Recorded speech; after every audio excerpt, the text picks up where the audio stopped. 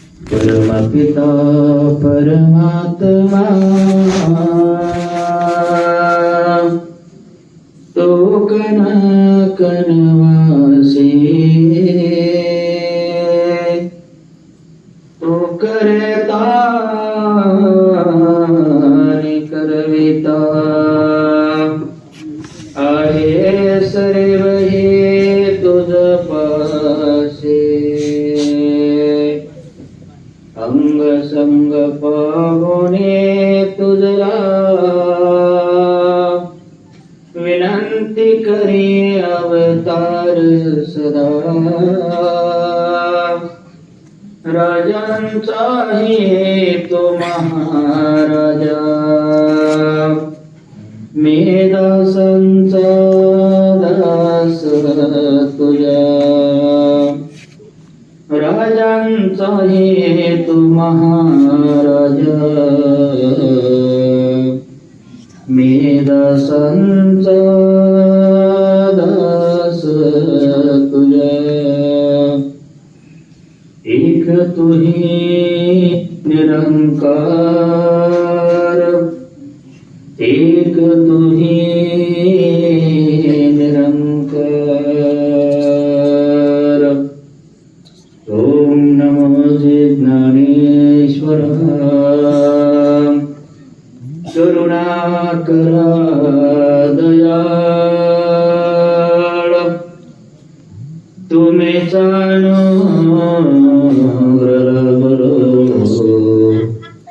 पावन झालो चराचरी मी कला तो सरळे काही जने नवे बोलतो वचने अति भाविका एक जनार्दनी तुमचा दास माझी आस पुरवावे महाभीमरत्य तट्यवर पुंडलिकाय दाठोमणींद्र समागत सतिष्ठं परब्रह्मलिंगं भजे पांडुरंगा पांडुरंगा करो प्रथमा नमन दुसरे चरणा संतांच्या त्यांचे कृपादाने कथेचा विस्तारो बाबाजी सद्गुरु दासोपका यांचे केल्या स्मरण होय सकळ विद्येंचे अधिकरण ते जीवंदो श्री चरण श्री गुरुरायांचे सद्गुरु माता सुदीक्षा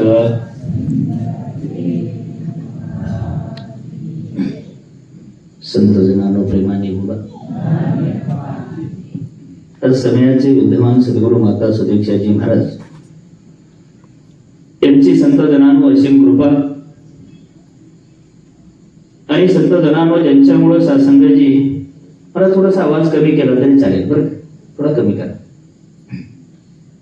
आणि ज्यांच्यामुळे संत जनानो तुम्हाला सर्व संत महापुरुषाचं दर्शन संत जनानो करण्याचा योग प्राप्त झाला असे महात्मा संत जनानो मला वाटते काटकरजींचा मला फोन आला होता की महात्माजी तुम्हाला त्या कार्यक्रमासाठी यायचंय आणि मग संत जनानो या ठिकाणी हे करंडी गाव ना करंडी हे संत जनानो करंडी गावातील सासंगजी सर्व संत महापुरुष त्या गावातील संत जनानो या गावचे ज्येष्ठ संत जनानो नागरिक तथा सरपंच विविध कार्यकारी सेवा सोसायटीचे संत जनानो चेअरमन सर्व संचालक तंटामुक्तीचे अध्यक्ष संत जनानो या गावातील माझे सर्व वारकरी बांधव विशेष रूपाने संत जनानो ज्यांनी सासंगजी तुम्हाला आशीर्वाद देण्यासाठी आलेल्या सासंगजी आपल्या सातारा झोनच्या ज्ञान प्रचारक संत जनानो माताजी सुद्धा इथे उपस्थित आहेत सेवादलचे संत जनानो सर्व नवजवान आहेत माता भगिनी आहेत आणि संत जनानो या गावातील सासंगजी पारावर बसून ऐकणारे घरात बसून ऐकणारे घराच्या बाहेर बसून ऐकणारी स्लॅपवर बसून ऐकणारी त्या सर्वांचं संत निमकानी मिशनच्या वतीने मी प्रथम स्वागत करतो आणि मग ज्यावेळेस संत जनानोनी सत्संग ऐकत असताना एकाग्र चित्ताने संत जनानोनी सत्संग श्रवण करत होतो आणि त्यावेळी संत जनानो प्रत्येक महापुरुषाच्या मुखातून एकच संत जनानो आवाज निघत होता की देव एक आहे. प्रत्येक जण संत जनानो वरून बिंबीच्या देठापासून सांगत होते आणि विशेष रूपाने संत जनानो या करंडी गावाला एक अध्यात्म माझ्या मताप्रमाणे नवीन नाही. कारण हे गाव संत जनानो सज्जनगडाच्या पायथ्याशी वसलेलं गाव आहे. ज्यांनी अख्ख्या जगाला तत्वज्ञान सांगण्याचा प्रयत्न केला त्या समर्थ रामदास स्वामींच्या पदस्पर्शाने पवित्र आणि पावन झालेलं ही भूमी आहे. अख्ख्या जगाला देशाला गवसणी घातली अशी राजे छत्रपती शिवाजी महाराजांच्या पदस्पर्शाने पावन झालेली ही भूमी आहे. ज्यांनी ह्या जगाला तत्वज्ञान सांगण्याचा प्रयत्न केला नव्हे कारण विश्व बंधुत्वाची संकल्पना ज्यांनी मांडली ते माऊली महावैष्णव श्रीमंत ज्ञानेश्वर माऊलीच्या पदस्पर्शाने पावन झालेली ही भूमी आहे. ज्यांनी संत जनानो स्वतःच्या स्वानुभवातून संत जनानो अख्ख्या जगाला हे ज्ञान कळावं ह्याच्यासाठी स्वतः त्रास घेऊन ह्या जगापर्यंत ज्ञान पोहोचवण्याचा संत जनानो ज्यांनी प्रयत्न केला ते माझे जगद्गुरु जगतवंदे देवमान्य संत श्रेष्ठ तुकोबा यांच्या पदस्पर्शाने पावन झालेली ही भूमी आहे.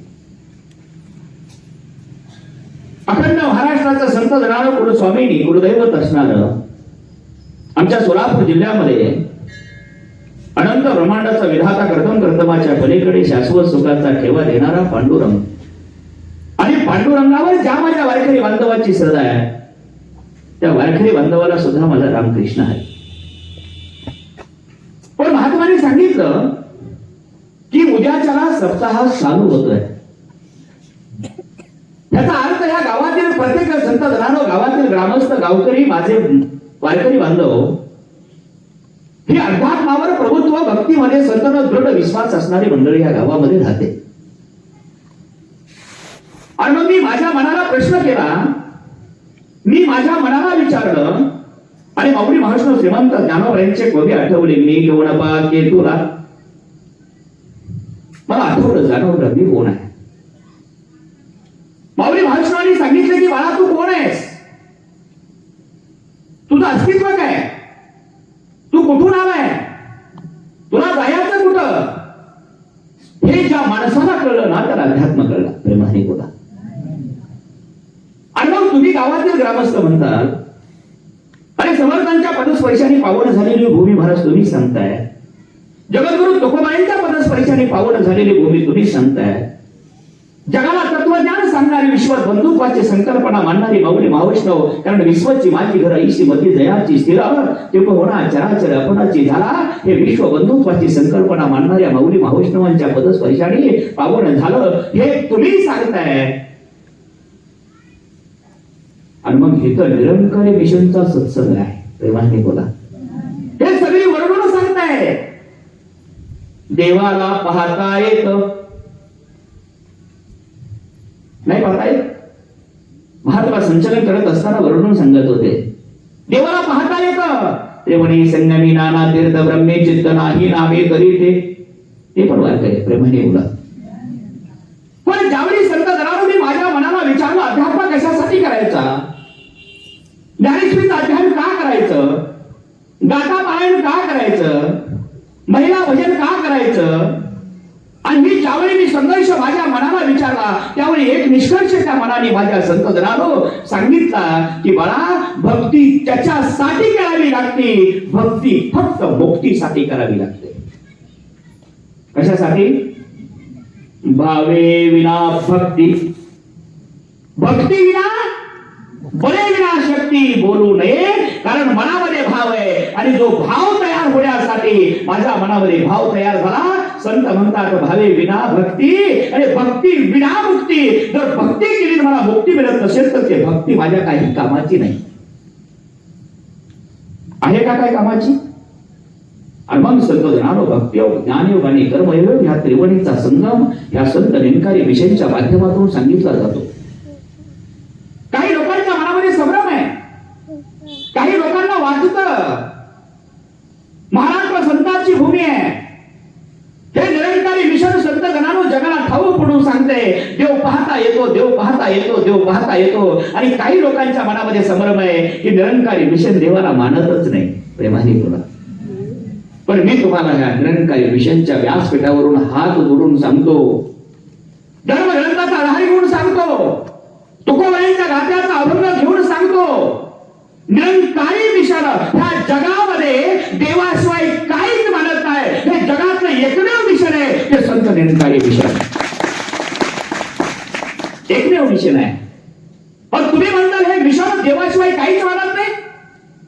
मग अशी महात्मानी संचलन करताना सांगितलं हे सगळी चाले. महात्मानी संत जनानो अकबराचं उदाहरण सांगितलं. इकडं जगद्गुरु जगदवंते देवमान्य संत श्रेष्ठ तुकोबाईंचा अभंग सांगितला. तुका म्हणे कैसे आने हे जन आणि गेले विसरून खऱ्या देवा. खरा देव म्हणताय जगद्गुरु तुकोबा आहे. तुका म्हणे कैसे आंधळे हे.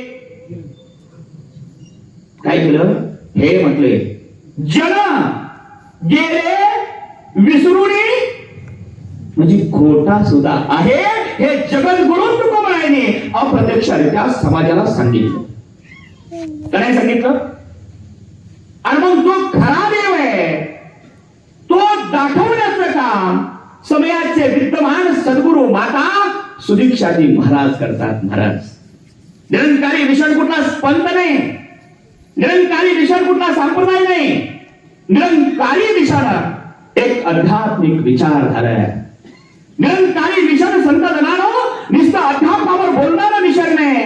तुम्हाला एक उदाहरण सांगतो. उद्या सप्ताह आहे. सप्त्याची सुरुवात संत जनानो काकड आरतीनं होते. काकड आरतीनं सुरुवात झाल्यानंतर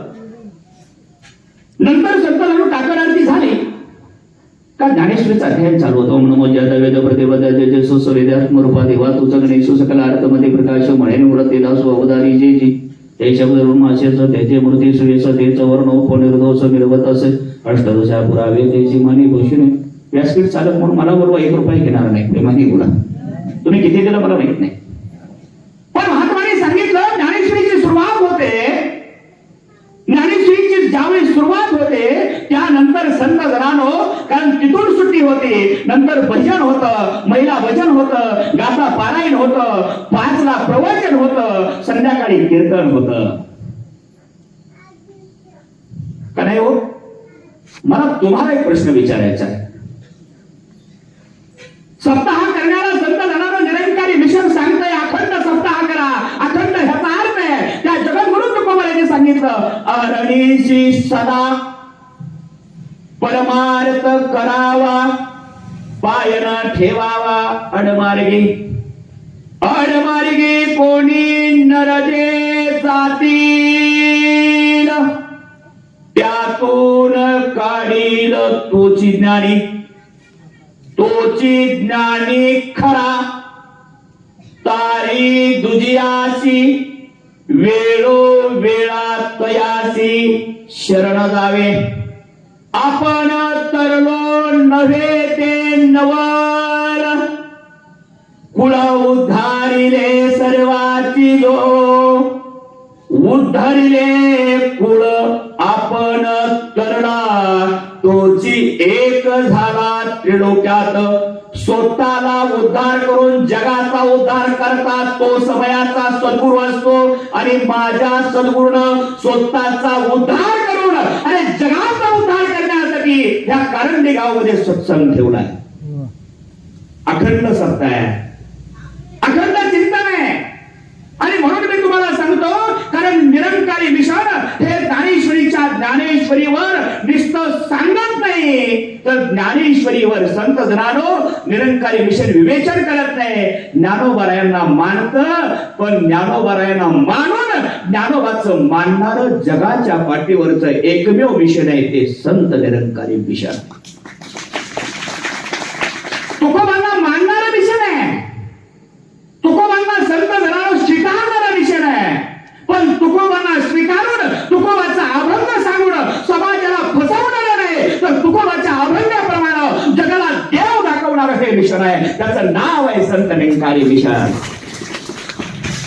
अरे माझ्या मुक्ताईनं संत जनानो हे तत्वज्ञान, माझ्या संत जनानो 7व्या वर्षी माझ्या ज्ञानदाना सांगितलं, गिरी गवारे कशासाठी, रागे पुरवली माती, ऐसा नसावा संन्यासी परमार्थाचा जोका दोषी, घर बांधले डोंगरी.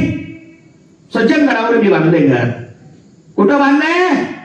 सज्जन गडावर मी घर बांधले आणि पाण्यासाठी संतांना भटकंती करतोय. अरे सज्जन गडावर घर बांधलं हे चुकीचं नाही, पण पाण्यासाठी भटकंती करू नको. कारंडी गावाच्या ग्रामपंचायतीनं टाकीची व्यवस्था केली. घागर घे, टाकी नाही, पाणी भर, पोट भरून पाणी पी. अरे तुझी तृष्णा भागल्याशिवाय राहणार नाही. तेच माझ्या संत जनानो या निरंकारी मिशन सांगते.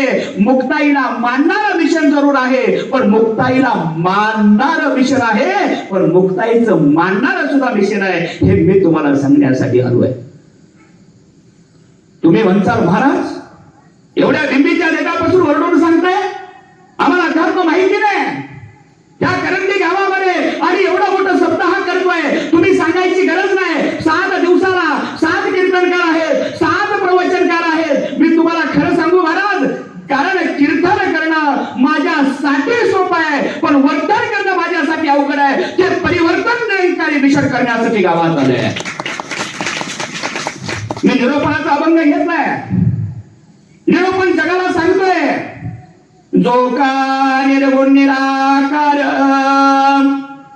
तेने धरिला अवतार, निर्गुण होता सगुणासी आला, भक्तासाठी प्रगटला. जो का त्रिभुवनी चालक तो हा नंदाचा बालक, सोडवी वसुदेव देवकीस अवतार धरेला तिच्या कुशी, मारेल कौसराना राज्य स्थापिले उग्रसेना, तुका म्हणे देवा आधी देव. कोणाच्या आधीचा बोला की? अहो मी 150 किलोमीटरहून आलोय. कोणाच्या आधीचा आहे? देवाचं वर्णन तुकोबांनी काय सांगितलं? जो का निर्गुण निराकार, स्वरूप निराकार आहे, निर्गुण आहे, निर्विकल्प आहे, निरंजन आहे, चराचरामध्ये व्याप्त आहे, जैसा जगोडी जगत भासू. संत धनारो तुकोबाराय सांगताय देव निर्गुण आहे. मग म्हणजे निर्गुणाला प्रगट करायचं कसं? निर्गुणाला प्रगट करण्याची साधना माझ्या ज्ञानोबाने ज्ञानेश्वरीमध्ये प्रमाण दिलं. आणि माऊली भाषण श्रीमंत ज्ञानेश्वर माऊली म्हणतात, पृथ्वी निदान भरली आहे. पृथ्वी माऊली काय सुंदर प्रकार देतात.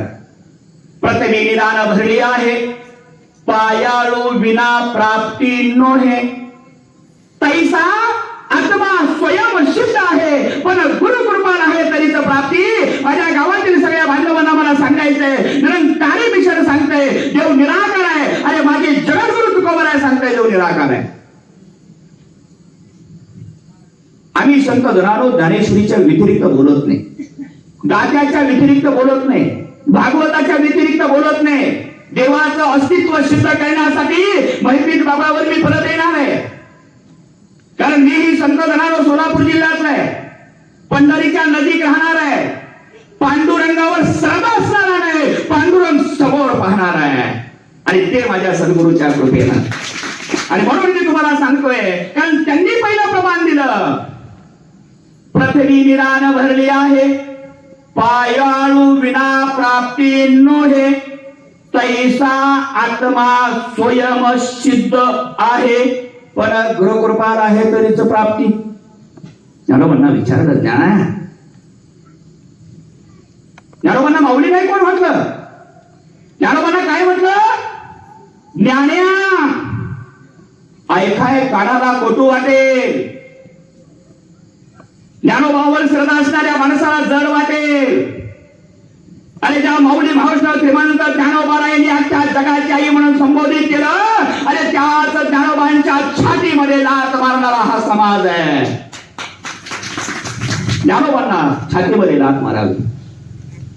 आणि त्या माऊलीला जगाला तत्वज्ञान सांगितलं. एकांत बसलेली माऊली ज्यावेळी संत एका झाडावर बघते, झाडाशी संवाद करते, झाडाशी बोलते, झाड लुकलुकतंय, झाड प्रफुल्लित होतंय, ज्ञानोबाची दृष्टी झाडावर पडते आणि झाड एवढं प्रफुल्लित होतं, झाड हसू लागतं, झाड डोलू लागतं आणि झाड एवढं प्रसन्न होतं, त्या झाडाला कळ्या फुटतात.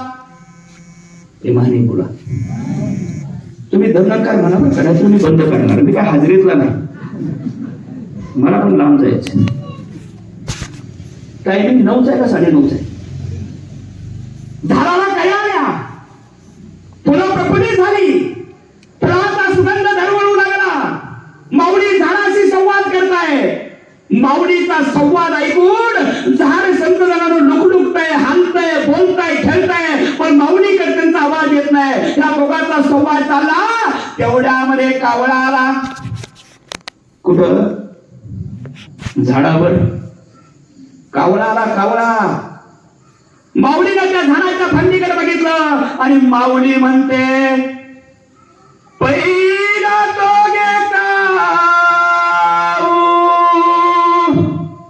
घोकत आहे. पहिलं म्हणजे माझ्यापासून लांब दिसत, पण तू घोघो करतोय. मला तुलाशी बोलायचं आहे. लोक शिकून सांगतात. अरे जे कावळा शिवल्यानंतर लोक पवित्र मानतात ना, तोच कावळा जिवंतपणे डोक्यावर बसल्यानंतर ते अपवित्र मानणारा हा समाजाला अध्यात्म काय कळावा? प्रेमाने बोला, है ना? तिसऱ्या दिवशी संत कावळा शिवाम म्हणून तासून तास बसणारा माणूस आहे आणि तोच माणूस रानात गेल्यानंतर त्याच्या डोक्यावर कावळा बसल्यानंतर घरी समोर निरोप पाठवणार. गाडीचा ऍक्सिडेंट झालाय आणि डोळ्यातलं 4 थेंब पडल्यानंतर अशुभ मानणाऱ्या माणसाला अध्यात्म काय कळावा हे जगातलं सगळ्यात मोठं आश्चर्य आहे. माऊली संवाद करतात कावळ्याशी आणि या माऊली वास्तवाने कावळ्याशी संवाद केला आणि कावळ्याला आमिष दाखवलं. पहिलं तो एक काऊ घोकत आहे. शकुना गे माये सांगत असे. माय माय म्हणजे कळतं तुम्हाला? आई. कुणाला माई म्हणताय? कावळ्याला. अरे पंढरपूर तीर्थक्षेत्र आहे, अनंत ब्रह्मांडाचा विधाता आहे, त्रिभुवनी चालक परमात्मा आहे. अरे संत शिरोमणी नामदेव महाराजांच्या कीर्तनामध्ये माझा पांडुरंग नाचतोय. 10 लाखाचा जनसमुदाय त्या कीर्तन संत जणांनो पांडुरंगाच्या पंढरीमध्ये जातोय. अरे माझ्या पंढरीमध्ये त्याच ज्ञानदानी कावळ्याला आई मानलं आणि त्याच पंढरीमध्ये माझ्या महाराष्ट्रातला ज्ञानोबाला मानणारा माणूस त्याच पंढरीच्या आनंद आश्रमामध्ये आईबाप ठेवतोय. पावसाळ्यात पाऊस पडेल? पडेल का महाराज? पडणार नाही. अरे माझ्या ज्ञानोबांनी तत्वज्ञान सांगितलं, ते तत्वज्ञान सांगण्यासाठी नाही, अनुभवण्यासाठी आहे. हे सांगण्यासाठी 25/1929 साली या संत निरंकारी मिशनची स्थापना झाली. महाराज, निरंकारी मिशन वेगळं नाही. ज्ञानोबांनी कावळ्याला आई म्हणावं आणि जाईने मला जन्म दिला, सणापन्न केलं, लहानाचं मोठं केलं, हे विश्वाची दाखवलं. जाईनं पदरामध्ये मला धरलं. हजारो माणसामध्ये बसणारी आई आणि मुलाने शे केली ना, आईनं पदर गुंडाळावा, तसा शिवावा, जेवायला बसावं, त्याच हाताने आईनं खावं आणि आईनं खाऊन संत जाणारो साईडला यावा, पदर झटकावा आणि पोळ्याला बिलगुण घ्यावं. अरे ज्या बिलगुण घेणाऱ्या आईला ज्या पदरामध्ये जे मुलगा वाढलं ना, मोठं झाल्यानंतर त्याच पदराची घाण आली आणि जन्म दिलेला आईला पंढरीच्या अनाथ आश्रमामध्ये टाकायला लाज नाही वाटली. मी तुम्हाला सांगेन, कारंडी गावातील सर्व ग्रामस्थांना, युवकांना, अरे ज्ञानासाठी सत्संग येऊ नका, फक्त तुम्ही त्याच्यासाठी या. तुमच्या मुलाने तुम्हाला सांभाळावं त्याच्यासाठी सत्संगला या. आणि म्हणून मी तुम्हाला सांगतोय, लिंबीच्या देतापासून वरडून सांगतोय. आणि असं तत्वज्ञान ज्ञानोबांनी जगाला सांगितलं. देवाचं विशेष स्वरूप सांगितलं. देव निर्गुण आहे हे सांगितलं. त्याच्यासाठी दृष्टांत दिला आणि त्याच्यासाठी दृष्टांत देऊन सिद्धांतामध्ये परिवर्तित केला. म्हणजे पृथ्वी दान भरली आहे. पायानो विना प्राप्ती नव्हे. माऊलीला विचारलं, ह्या पृथ्वीमध्ये अनेक प्रकारचं निदान आहे. कोळशाची उत्पत्ती कुठून? कुठून? आभाळातनं कोळसा पडतो, कोळशाचा पाऊस पडतो, है ना? कुठून पडतो? जमिनीतून. लोखंडाची उत्पत्ती, सिमेंटाची उत्पत्ती, सगळी उत्पत्ती कुठून आहे? सोन्याची उत्पत्ती, चांदीची उत्पत्ती, पेट्रोलची उत्पत्ती, पाण्याची उत्पत्ती, धान्याची उत्पत्ती. स्वतःला जमिनीत गाडल्याशिवाय धान्य उगवतच नाही. उगवत? कधी तुम्ही बघितलं एका शेतकऱ्याने फरशी टाकली, फरशीवर ज्वारी वीस टाकली, 10-20 टाकलं, सुपरफास्ट टाकलं, पाण्याचा कुंभ भरला आणि म्हणले एवढं धान्य झालं, एका कणसाला पायरीवर ज्वारी आली, येईल का? त्या संत जनानो दाण्याला पहिल्यांदा स्वतःला गाळून घ्यावा लागेल आणि नंतर अंकुर फुटेल. माऊली म्हणतात पृथ्वी आज निधान भरली आहे आणि पृथ्वीमध्ये अनेक निधान आहे. आमचे भाऊसाहेब आहेत, सुंदर गिर घेतात आणि संत जनानो ते शेतकरी आहेत आणि रिटायरमेंट संत जनानो कृषी अधिकारी आहेत, ग्राम विकास अधिकारी. एका संत जनानो दास सहज त्यांच्याकडे गेला. भाऊसाहेब संत जनानो उभा राहिलेत. कधी दुःखी नसणारा माणूस होता होतो. उभा राहिल्यानंतर मी गेलो गाडीवर, गाडी साईडला लावली. आल्यानंतर पळत येणारा महात्मा, दर्शन घेणारा महात्मा थोडा नर्वस वाटला. आदराने बोललेला महात्मा संतून आदर केला, पण भाऊसाहेब मला म्हणले, काय म्हणलं भाऊसाहेब? कधी आवाजात म्हणले, बोला की महाराज. मी विचार करू लागलो. त्याच बांधावर उभा राहिले. मला एखादी गोष्ट सांगायला जरा वेळ लागतो बरं का, समजून घ्या. उभा राहिले.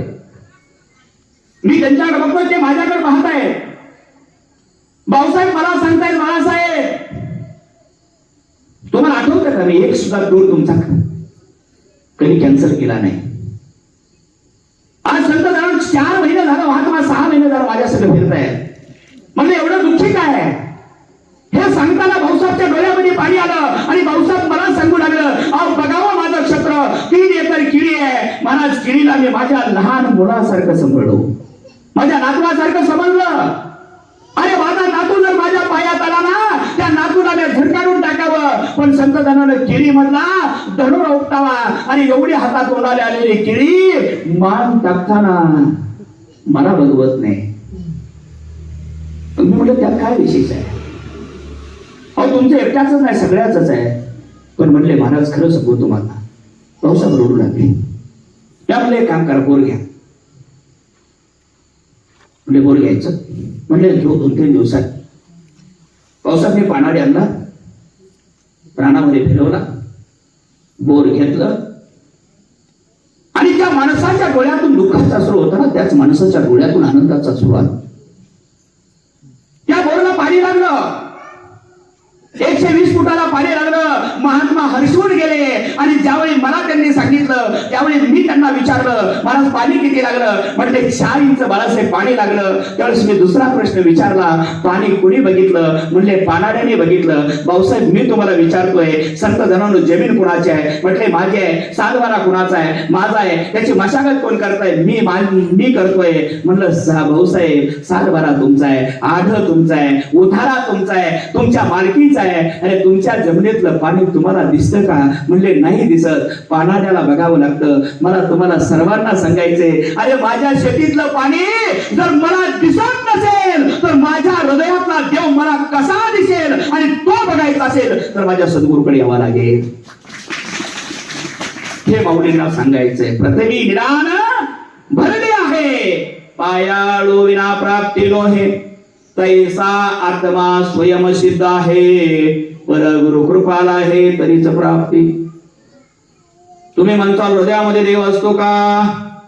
आम्हाला कधी दिसला का? तुम्हाला एक उदाहरण सांगू. महाभारतात येतो, प्रेमाने बोला.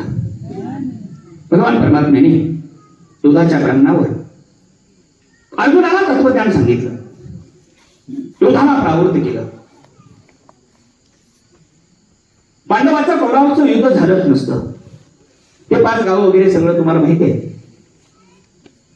ज्यावेळी युद्धाला संत जनावर अर्जुनाला सांगितलं, अर्जुना तू युद्ध कर, तुझ्या रथाचं सारथ्य माझ्याकडे. मध्यभागी रथ गेला, शंखनाद झाला. आता पहिलं भागणवार नव्हतं, सूर्यास्त झाला का युद्ध बंद, सूर्य उदय झाला, शंखनाद झाल्यानंतर त्या प्रांगणामध्ये यायचं आणि युद्धाला प्रारंभ करायचा. शंखनाद झाला महाराज आणि युद्धाला सुरुवात झाली.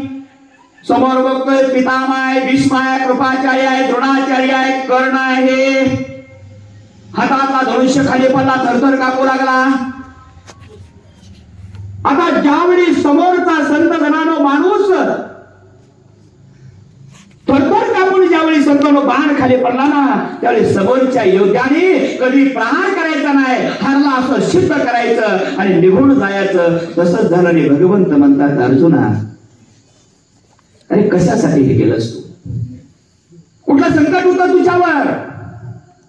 त्यावेळी भगवंताला अर्जुना संत जनानो सांगतोय, देवा नको रे मला 5 सुद्धा गावं, मला एक पण गाव, मला एक वस्ती सुद्धा नको, मला एक गल्ली सुद्धा नको. म्हणजे कशासाठी? मारू कुणाला? प्रेमाने पुन्हा. कोण म्हणते? अर्जुन देवाला म्हणतात, दोघांचा संवाद आहे.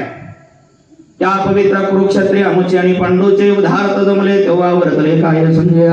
हा धृतराष्ट्र संजयाचा वाद. काय करू मी? नको मला.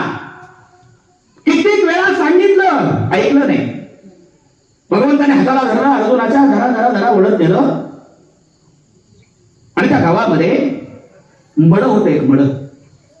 त्या मड्यापाशी नाही. अर्जुना म्हणले, जा रे बघ, हा कोण आहे तुला? म्हटलं मित्र आहे. जा म्हणले, तुला बघतो का बघ. देवाकडे अर्जुन बघू लागला. काय वेळायच की काय? अधिकार असतो बरं का. ते म्हणतात अर्जुन देवाला वेडा म्हणे. माता भगिनी म्हणून एक चुटकुला सांगतो. तुम्ही कीर्तनामध्ये 7 दिवसात शिव्या कधीच ऐकणार नाही. प्रेमाने बोला. ऐकल्या कधी ह्याच्या भाग? कोणी ऐकलंय का कीर्तना शिव्या? पण मी सांगतो, कीर्तनातली एक शिवी सांगतो. प्रेमाने बोला. अधिकार असतो भक्ताला.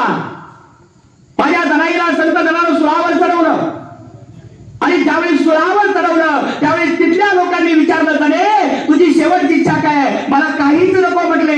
अरे म्हणले, माग शेवटचं काय? काहीच नको. त्यावेळी जनाईला म्हणताय, जने अरे तुला विठ्ठलाला काय बोलायचं का? त्यावेळी जनी म्हणते, विट्या विट्या विट्या मूळ मायेच्या कारट्या, तुझी रांडरंडकी झाली, जन्मा सावित्री चुडालेली, तुझे गेले मडे, तुला बघुनी काळ रडे, शिव्या देती संत जनांगणी दासी जरी. अरे म्हणजे जनाईने शिव्या दिल्या. म्हणजे अर्जुन देवाला म्हणला असेल, वेडा ठीक आहे, मी ह्याच्यासाठी शिवी सांगितली. प्रेमाने बोला. अरे म्हणजे त्याला डोळे आहे, ते बघत नाही. म्हणजे का बघत नाही? मेलं म्हटले ती. म्हणजे मला तुला अर्जुन प्रश्न विचारायचा आहे, अरे डोळ्यात बसून बघणारा कोण आहे? अरे म्हणजे त्याला तोंड नाही बघ, बोलतोय का बघ? म्हणजे नाही बोलत. त्याला हात नाही, हलवतोय का बघ? म्हणजे नाही हलत. त्याला पाय आहे, चालतोय का बघ? नाही. अरे आपल्या दोघांचा संवाद ऐकतोय का बघ? म्हणजे नाही. अर्जुना मी तेच तुला सांगतोय. जन्म कर्म कुळ गोत्र उच्च नीच वर्ण विचित्र, कर्माचे जे कर्मतंत्र जाणता स्वतंत्र मी ऐकू, शरीर संबंधाचे कारण घटित आहे मज आधीन, प्रकृती स्वभाव सुपल्या देक, ज्ञान दिते प्रजळ, दिले अनुभवाच्या हाता, वंदोणी झाला बोलता, वेगी सांगा कुलदैवता नाचविता मी होईन. अर्जुना हे शरीर तुला माध्यम दिलंय. अरे हे शरीरामध्ये बसून बघणारा मी आहे, बसून बोलणारा मी आहे, कानात बसून ऐकणारा मी आहे, डोळ्यात बसून पाहणारा मी आहे, पायात बसून चालणारा मी आहे, हातात बसून हलणारा मी आहे. नवे नवे अरे तुझ्यावर बसून पाहणारी घेऊन हे सगळी मारणारा मी आहे. फक्त निमित्त तू आहे. बाण तोच होता, रथ तोच होता, सारथ्य तोच होता, पण मारायला भेला दुःख व्यक्त केलं नाही. का केलं नाही? कारण त्याला माहिती होतं जन हे सुखाचे दिल्या घेतल्याचे अंतिमा काळीचे नाही कोणी. आणि हा सिद्धांत त्यांनी सांगितला. आणि हा सिद्धांत कधी कळला? त्याला त्या तत्व स्वरूपाची ओळख झाली. आणि अर्जुन म्हणतो देवा दिदली अनुभवाच्या हाता वंदोणी झाला बोलता वेगी सांगा कुलदैवता नाचविता मी होईन देवा तूच माझी आहे, तूच माझा बाप आहे, नव्हे नव्हे सर्वस्वी तू आहे. आता तो फक्त सांगायचं, मी ऐकायचं. समोर कोण आहे मला माहिती नाही, फक्त माध्यम मी आहे. आणि ज्यावेळी युद्ध सगळं संपलं महाराज आणि 18व्या अध्यायामध्ये बाहुली म्हणतात युद्ध शेवट 18 दिवस झाले. मुळात 2.5 दिवस झालं प्रेमाने बोला, पण 18 अध्यायामुळे काही लोक म्हणतात 18 दिवस झालं, ठीक नाही. आणि मग 18 अक्षरी सैन्य, 18 अक्षरी म्हणजे 52 लाख. त्यातली योद्धामध्ये 40 लाख मेली, राहिली 12 लाख. आता हे इच्छाच नाही तुम्हाला सांगणार, पण ज्यावेळी हे सगळं घटना घडत होतं ना त्यावेळी अर्जुन संत जनानो रथामधून उतरला, रथाचा स्फोट झाला, रथ जळला, अर्जुन हसला आणि अर्जुन देवाला हात जोडून विचारतोय देवा आता मोह असे की नाही ऐसे जे जे पुसती काही कृत करता रथ झालो पायी तुझे या गुणे गुंतलो होतो अर्जुनपणे ते मुक्त झालो तुझेपणे आता पुसणे सांगणे दोन्ही नाही. मी तुला विचारणार नाही, तू मला सांगायचं नाही. देव म्हणतात असं का? तुम्हा आम्हा आड होते भेदाचे कवाड ते मोडून केले गोड सेवा सक. तुम्हाला जर भेद बघायचा असेल, तुम्हाला ईश्वर बघायचा असेल, तुम्ही कुठला संत जनानो जप करू नका.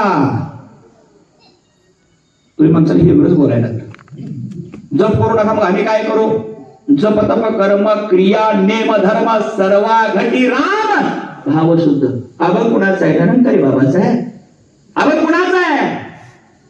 कुणाचा हो महाराज? जप तप कर्म क्रिया नेम धर्म अरे सर्वा घटी राम भाव शुद्ध. अरे सगळ्यामध्ये राम आहे. आणि मग तो राम संत जनांनो दाखवण्यासाठी निरंकारी मिशन अहोरात्र प्रयत्न करत आहे. तुम्हाला एक उदाहरण सांगतो आणि आम्ही आपली क्षमा घेतो. हे ज्ञान संत जनांनो निरंकारी मिशनचं नाही, हे निरंकारी माताजीचं नाही. हे तर आमची बोलणारी महात्मे म्हणतात निरंकारी माताजीचं ज्ञान आहे. हे निरंकारी माताजीचं ज्ञान मुळीच नाही, हे देवाचं ज्ञान आहे. निरंकारी माताजी त्याला प्रगट करून देत आहे. हे देव आहे.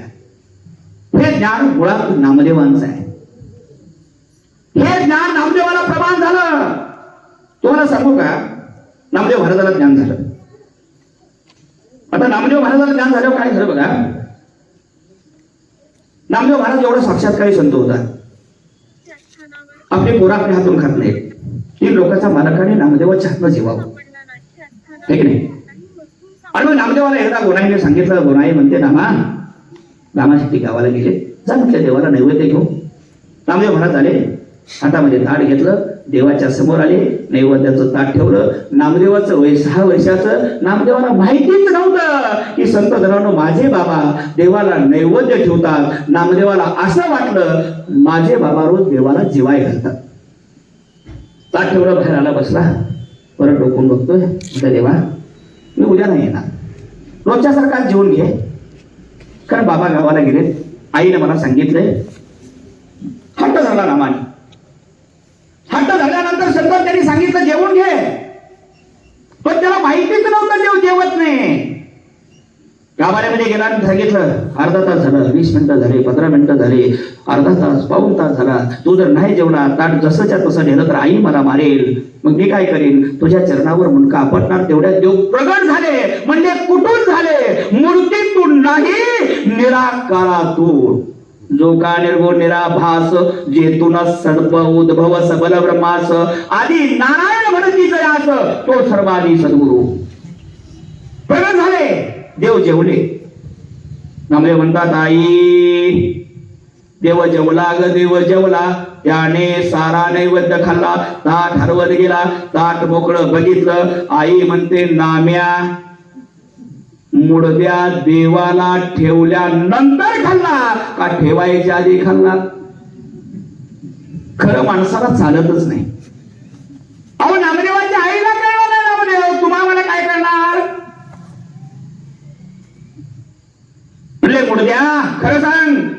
ते म्हणतो आई शपथ घेऊन सांगतो, देव जेवला ग देव जेवला, त्याने सारा नैवेद्य खाल्ल्या. म्हणजे देवाला खाड किती मारली. नामदेव रडू लागला. नामा शेट्टी आले. म्हणले काय झालं गो नाही? अहो म्हणले ताट मोकळं घेऊन आलाय, खोटं बोलतोय. दुसरी कानकळीत वाजवली, बाबा मारू नका. म्हणले का? देव जेवलाय. नामा शेट्टी म्हणले चल उद्याच्याला बघू. ताट घेतलं, देवळाकडे गेला, देवा गाभाऱ्यामध्ये ठेवलं. देवाला म्हणतोय खोटारड्या वेळाशी काय तू जेवला, तू पोट तुझं भरलं, मार बी खाल्ला. अरे भगवाच्या गालावर हे इकडं 4 बोट इकडं 4 बोट. तुला कळतं का नाही? आता मी विनवणी करणार नाही, पटकीना जेव. तुला रामराम करणार नाही, तुला नमस्कार करणार नाही, तुझ्या पायाला तुझं तोंड सुद्धा बघणार नाही रे. तू जेवल्यानंतर मार खावा लागतो, हे माझ्या आयुष्यातलं पहिलं उदाहरण आहे. जेवढं ठेवलं, भगवंत प्रगट झाले. गरड खामाच्या आडत गावा शेट्टी उभा राहिले.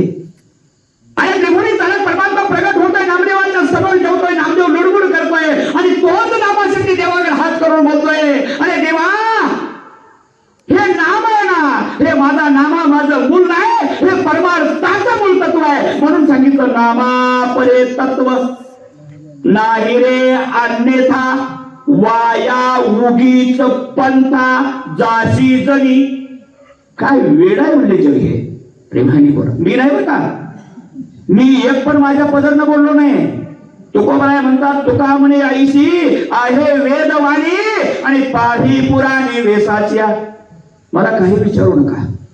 आणि इतराहीच असेल तर तुमची शंका झाली ना, ज्ञान घ्या आणि सत्संग करा. मी रात्रभर थांबायला तयार आहे, पण ज्ञान घ्या महाराज. हा बघ झालं. एवढा देव नामदेवाला म्हणतोय. देव म्हणे नाम्या गुरु वाचुन्या मुक्ती बाबा वय आनंदा हे आनंदे काही करसे पत्ती नवे माझी प्राप्ती गुरु विना जाई नाम्या जाई गुरुशी शरण. याची पिठली मगाशी जाताना सांगितलं. ते म्हणतो जाई नाम्या जाई गुरुशी शरण.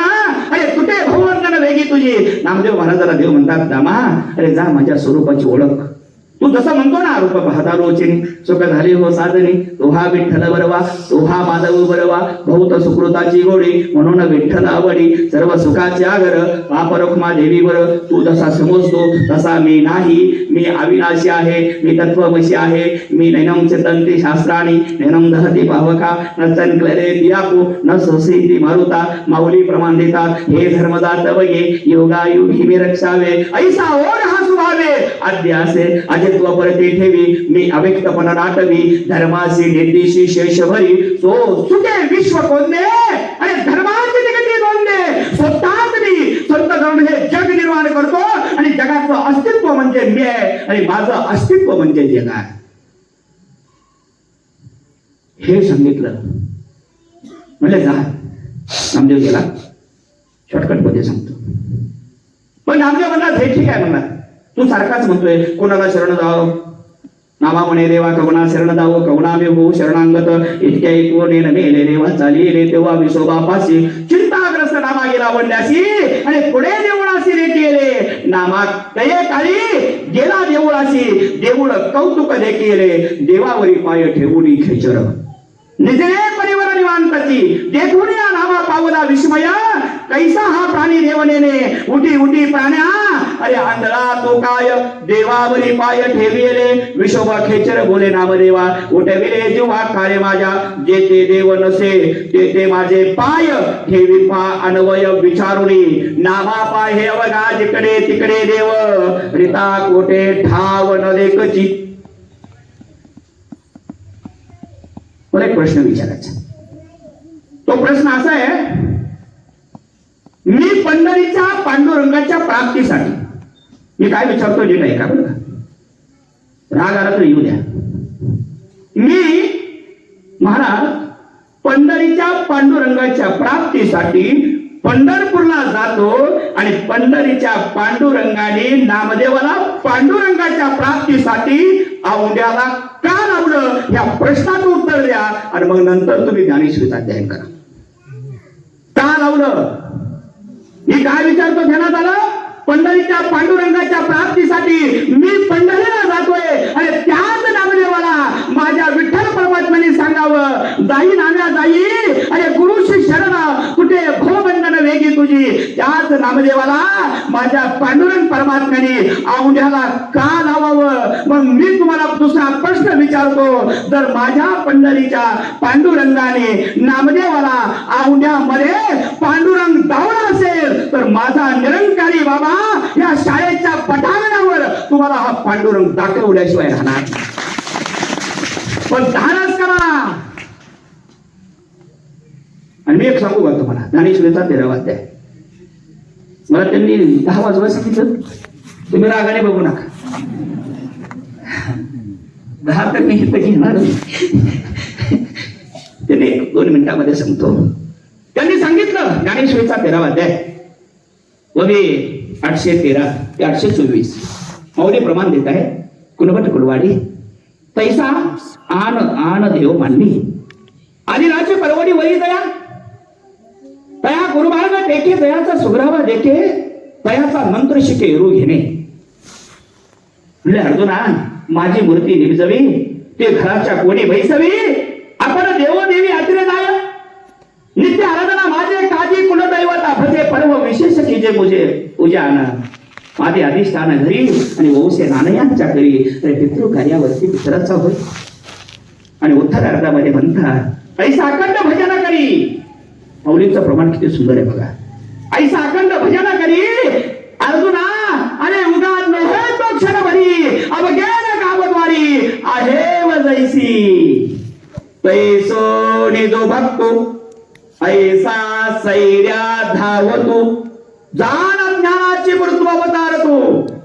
अरे ते भक्ती बंद आहे अज्ञान आहे आणि तो अंधश्रद्धेचा हरी गेलाय. हा सिद्धांत ज्ञानोबरांचा ज्ञानेश्वरीच्या 13व्या अध्यायामध्ये आणि 824 क्रमांकाची उभी आहे. तुम्हाला जर ज्ञानेश्वरी आणायचं वाटत असेल तर माझ्या मोबाईल मध्ये सगळे ग्रंथ आहेत. प्रेमाने बोला. आणि म्हणून जाता जाता मी एक सांगतो तुम्हाला अगदी 1 मिनिटामध्ये ते ज्ञान पंजाबला गेलं ते ज्ञान दिल्लीला आलं. आणि तुम्ही जर म्हणत असाल की तुमचा निरंकारी बाबा देव एक प्रसंग महिपीत बाबाचा सांगतो आणि मी क्षमा घेतो. नामदेव महाराज संत जाणो शतक 12 होतं बरं का. कारण 12व्या शतकामध्ये ज्ञानोबरायांची होते. ज्ञानेश्वरीची उभी आहे सके 1212 करो ते तिघातली ज्ञानेश्वरो सच्चिदानंद बाबा आधारे लेखक झाला. नामदेव महाराज गेले दिल्लीच्या संत दरबारामध्ये कीर्तन चालू होतं आणि अल्लाउद्दीन खिलजीचा पुतण्या तिथं आला आणि अल्लाउद्दीन खिलजीच्या पुतण्याने बघितलं. अरे म्हणले हे सगळा समाज गोळा करतोय. मुघलांचं राज्य होतं. समाज एक करून म्हणले आमच्यावर अतिक्रमण करण्याचा ह्याचा प्रयत्न आहे. गेला आणि नामदेवाला म्हणतोय इथं जर म्हणले तू गायन सत्य असेल गाय आणली महाराज कीर्तनामध्ये कापली आणि नामदेवाला म्हणतोय ही गाय जर उठवली ना तर मी तुझं गायन सत्य मानेन. नाही तर या क्षणाला गायीची जशी अवस्था आहे तशी तुझी करेल. त्याचा प्रमाण महिपीत बाबाने आपल्या भक्तिविजय ग्रंथामध्ये लिहिला. ताळ मृदुंग विने सुसोर नांदे धुम धुमली अंबर त्याच टाळ्यांचा गजर अपरंपार उडावला तव ते अविद्या केले काय कीर्तन रंगे वदली गाय नामदेवासी बोली तो काय गातोस काय फुकराना धेनुट बसेल येत तरी गायन मानो सत्य नाही तरी यथार्थ आपल्या हाती शरीर. जर म्हणले गायी उठवली तर नामा तुझं गायन सत्य मानेन नाही तर यथार्थ या क्षणी तुझं धड वेगळं करीन. नामदेव महाराज म्हणले देवा क्षमा करा. पंढरीला जातो 1710 किलोमीटर आहे. कारण आम्ही सारखं दिल्लीला दरवर्षी जातो. 1710 किलोमीटर मी दिल्लीला पंढरीला जातो पांडुरंगाला घेतो दिल्लीला येतो गाय उठवतो असं म्हणलं का भेटाय तुम्ही. मी स्टेजवर बोलाय ना तुम्ही खाली बसून. ह्याच्यामुळे संतांना परमार्थ करण्यासाठी पुरुषार्थ लागतो. अरे त्याला भक्तीच नाही, ती वरडून सांगतायत अरे माझा सद्गुरू सत्य आहे. जगाला वरडून सांगा अरे माझा निरंकारी माताजी देव दाखवण्यासाठी आलंय. त्याला म्हणायचं पुरुषार्थ. घ्यायचं नाही, निर्भयपणे प्रचार करायचा आहे. शास्त्री एकटे होते. ह्याच संत नापटी गावामध्ये संत निरंकारी मिशनचे प्रख्यात संत नाव होतं पांडुरंग कदमजी. एकटे होते महाराज, बैल पुरायला माणसं नव्हती, तरी सुद्धा त्यांनी निरंकारी मिशनचा प्रचार सोडला नाही. अरे माझ्याकडे हजारो ग्रंथ तयार आहेत, मी का भेटतोय? आणि मग महात्मा लिहित आहे. मग म्हणजे काय करू? नामदेव महाराज आले, निराकरण अरदास केली आणि निराकरणाला हात जोडून नामदेव महाराज म्हणताय नाम म्हणे देवा धाव सत्वरी, नामया सिगा सुवाला काळ, जैसे मिना सती जळ व्याकुळ होऊने तळमळे, ऐसे करुणी वाक्य ऐकुणे काने, तितुक्यात बिंबला वासर म्हणे, राम याच्या हृदय भवनी प्रगट झाला ते देवा. नामदेवाच्या हृदय भुवनामध्ये प्रगट झाला. नामदेवानी गाईचं धड घेतलं आणि संत धनानं ते मुंडका घेतलं, धनाला लावलं. अरे घोड्यावर स्वार असणारा अल्लाउद्दीन खिलजीचा पुतण्या होता. गाई उठली, अल्लाउद्दीन खिलजीच्या पुतण्याकडे पाहिलं. महाराज हंबारला बोलला, अल्लाउद्दीन खिलजीचा पुतण्या घोड्यावर खाली उतरला. अरे महाराज त्या नामदेवाच्या समोर झुकला आणि नामदेवाला साष्टांग दंडवत घेतला. नामदेवाचा अभंग गाणारा म्हणतोय हे ज्ञान खोट आहे. काय जगातलं मोठ्या दुर्दैव आहे हे. नामदेवाचा अभंग आहे, हे मौली भाषणाचा अभंग आहे, हे जगद्गुरु तुकोबांचा अभंग आहे, हे जनाईचा आहे, हे कानोपात्राचा आहे, संत सकूच आहे. अरे मी सुद्धा एक वारकरी आहे, आयुष्य वारकरी संप्रदायामध्ये घालवलंय. पण एक सांगतो तुम्हाला सद्गुरू काय आहे ह्याचं एक उदाहरण एका मिनिटामध्ये सांगतो. तुम्ही सांगता ज्ञानोबाने रेड्याच्या मुखातून वेद बोलवला. बोलवला का नाही? काय बोलवला? बोलवला का? कुणाच्या मुखातून? रेड्याच्या मुखातून ज्ञानोबानी वेद बोलवला. हे 12व्या शतकामध्ये झालं. मग तुमच्या निरंकारी बाबांनी, तुमच्या निरंकारी माताजींनी काय चमत्कार केला त्या माणसाला मी सांगतो. अरे माझ्या निरंकारी माताजीनं ज्ञानोबानी रेड्याच्या मुखातून वेद बोलवला. अरे माझ्या सद्गुरू माताजीनं माझ्या सारख्या वेड्याच्या मुखातून वेद बोलवला. हे तुमच्या समोरचं उदाहरण आहे. MA BA ग्रॅज्युएशन झालेला माणूस नाही, अरे मी दुसरीचा विद्यार्थी आहे, कितवीचा आहे. आणि महाराज माझं 120 किलो वजन होतं. आयुष्यात कधी मी हरिपाठ वाचला नाही, मी कधी कीर्तन केलं नाही, मी कधी प्रवचन केलं नाही, मी तुम्हाला सांगणार नाही मी अमकं केलं तमकं केलं. पण ज्यावेळी संत जनावर मी सद्गुरूच्या चरणावर आलो ना, त्यावेळी पहिला अध्यात्म केला. आणि ज्यावेळी पहिला अध्यात्म केला 24 वर्षात ज्ञानेश्वरी वाचली, भागवत वाचलं, एकनाथी भागवत वाचलं, शिवलीलामृत वाचला, रुक्मिणी सैवर वाचला, रामायण वाचलं, उपनिषद वाचलं. आणि ते स्मरणात राहिलं कारण ज्ञानोबानी रेड्याच्या मुखातून वेद बोलवला आणि माझ्या सद्गुरू माताजीनं माझ्या सारख्या वेड्याच्या मुखातून वेद बोलवला महाराज. आणि त्यामुळं आज महाराष्ट्रावर रातना दिवस बोलतो ह्याचं कारण एक आहे. आणि म्हणून माझी विनंती आहे तुम्हाला, या आमच्या ज्ञानप्रचारक माताजी आहेत त्यांना विचारा, ज्ञानोबानी देव पाहिलाय, तो देव आम्हाला बघा, आम्हाला दाखवा.